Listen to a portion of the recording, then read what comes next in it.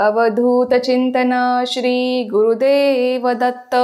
श्री स्वामी समर्थ. तुम्हा सगळ्यांचं स्वामी श्रद्धा यूट्यूब चॅनलवर खूप खूप मनापासून स्वागत.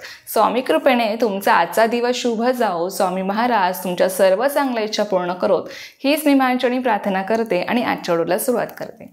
तर आजच्या व्हिडिओमध्ये आपण खूप सुंदर अशी पितरांची सेवा बघणार आहोत. आता सध्या पितृपक्ष सुरू झालेला आहे आणि आपण सगळ्यात जास्त या पितृपक्षात पितरांची सेवा करत असतो आणि जेवढी आपण पितरांची सेवा करू तेवढं आपले कामे मार्गी लागत असतात. त्याचं कारण म्हणजे आपल्याला पितृदोष असतो. आता प्रत्येकाला पितृदोष असतोच, असं कोणीही नाही की ज्याला पितृदोष नाही आहे.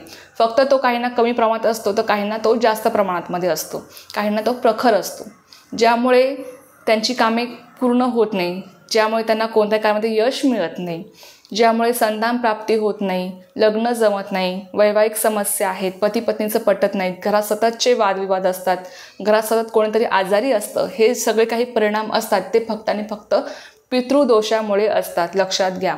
आणि पितृदोष जर आपल्याला असेल तो जितका प्रखर असेल तितकी आपल्याला पितरांची सेवा करावीच लागते, लक्षात घ्या.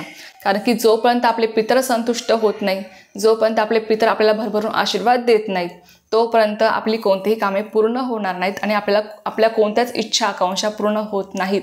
कारण ते आपल्या सेवेमध्ये आडवे येत असतात. आपल्यामध्ये आणि देवामध्ये पितर उभे असतात आणि ते पितर आपली कोणतीही सेवा देवापर्यंत पोहोचू देत नाहीत जोपर्यंत ते संतुष्ट होत नाहीत तोपर्यंत. म्हणून आधी आपल्याला पितरांची सेवा करावी लागते आणि नंतर आपल्याला देवाची सेवा करायची असते, लक्षात घ्या. कारण की जेव्हा आपले पितर संतुष्ट होतात, जेव्हा ते संतुष्ट होऊन आपल्याला आशीर्वाद देतात तेव्हा आपण केलेली कोणतीही सेवा, अगदी नमस्कार जरी आपण देवाला केला साधा तरी सुद्धा तो देवापर्यंत पोहोचतो आणि देव आपल्याला त्याचं फळ देत असतात. पण त्यासाठी आपल्याला आधी काय करायचं आहे तर पितरांची सेवा करायची असते. आता पितृपक्ष सुरू झालेला आहे. मागच्या व्हिडिओमध्ये मी तुम्हाला सांगितलं की पितृपक्षामध्ये तुम्हाला संक्षिप्त श्रीमद भागवत या ग्रंथाचं पारायण करायचं आहे. ते कसं करायचं, काय करायचं याबद्दल संपूर्ण माहिती मी तुम्हाला दिलेली आहे. तो व्हिडिओ तुम्ही अवश्य बघा आणि त्या ग्रंथाचं पारायण तुम्ही या पितृपक्षामध्ये एकदा तरी अवश्य करा. कारण की तो इतका प्रभावी असा ग्रंथ आहे. साक्षात गुरुमाऊलीने त्याची निर्मिती केलेली आहे आणि तो ग्रंथ खूप प्रभावी आहे. जो कोणी तो ग्रंथ नियमितपणे वाचन करतो ना, त्याचा कितीही प्रखर पितृदोष असला तरी तो संपूर्ण नाहीसा होतो. आणि जेव्हा आपला पितृदोष नाहीसा होतो तेव्हा आपली कामं, आपल्या इच्छा आकांक्षा पूर्ण होतात. आता बघा, ज्यांना त्या ग्रंथाचं पारायण करायला वेळ नाही किंवा ज्यांना कुठलीही सेवा करायला जास्त वेळ मिळत नाही, त्यांनी कमीत कमी वेळात होणारी अशी कोणती सेवा आहे पितरांची ते मी तुम्हाला आजच्या व्हिडिओमध्ये सांगणार आहे. ती सेवा म्हणजे पितृस्तुती स्तोत्र, जे आपल्या नित्यसेवेच्या पुस्तकामध्ये आहे. ज्यांच्याकडे नित्यसेवेचं पुस्तक नाही आहे त्यांनी जवळपासच्या केंद्रामधून जाऊन घेऊन या, कारण या स्तोत्राचं पठण तुम्हाला रोज करायचं आहे. बघा, पितृपक्ष सुरू आहे तर तुम्ही या स्तोत्राचं पठण या पितृपक्षापासून सुरू करा. फक्त पितृपक्षातच नाही तर तुम्ही कंटिन्यू रोज तुम्ही या स्तोत्राचं पठण जर केलं तर अतिशय उत्तम आहे.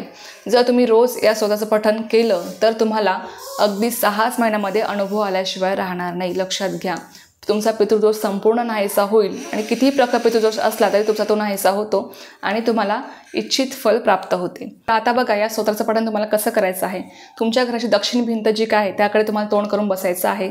खाली बसायला तुम्हाला आसन घ्यायचं आहे आणि पितरांची सेवा ही आपल्याला सगळ्यात आधी म्हणजे देवाच्याही अगोदर करायची असते, लक्षात घ्या. म्हणून सकाळी उठल्या उठल्या जेव्हा तुम्ही सुचिरभूत व्हाल तेव्हा सगळ्यात आधी तुम्हाला हे स्तोत्र पठण करायचं आहे.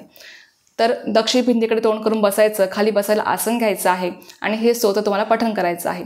पठण करून झाल्यावर तुमच्या पितरांना तुम्हाला प्रार्थना करायची आहे की आमच्या आयुष्यातल्या ज्या काही संकट दुःख आहेत ती दूर करा. माझ्याकडनं या सेवेमध्ये काही चुकलं असेल तर माफ करा आणि तुमचा जो काही आशीर्वाद आहे तो आमच्या सदैव पाठीशी असू द्या, अशी प्रार्थना तुम्हाला करायची आहे. आणि जे काही आसन तुम्ही खाली बसायला घेतलं होतं ते आसन तुम्हाला हे स्तोत्र पठण करून झाल्यावर जेव्हा तुम्ही उठाल तेव्हा ते आसन तुम्हाला सगळ्यात आधी झटकायचं आहे. झटकायचं का आहे ते तुम्हाला सांगते. त्याचं कारण म्हणजे आपण जेव्हा हे आसन झटकतो ना, त्यामागे असा अर्थ आहे की आपण जेव्हा आसन झटकतो तेव्हा तो जो काही पितृदोष आपला आहे तो सुद्धा झटकला जात असतो त्या आसनासोबत. म्हणून ते आसन तुम्हाला झटकायचं आहे. त्यानंतर त्या आसनाची तुम्हाला घडी घालायची आहे आणि मग ते तुम्हाला ठेवून द्यायचं आहे.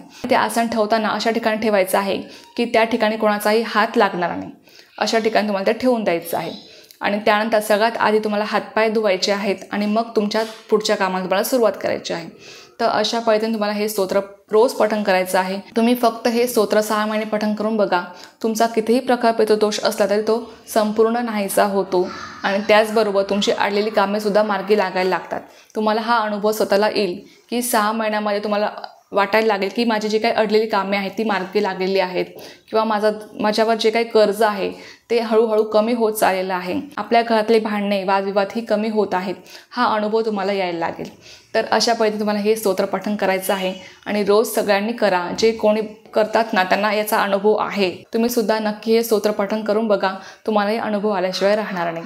त्याचा ही एक खूप छोटीशी पण खूप महत्त्वाची माहिती होती जी मला तुमच्यासोबत शेअर करायची होती। तर झालेली सेवा मी स्वामी माझ्याने रुजू करते आणि आजचा व्हिडिओ इथेच थांबवते।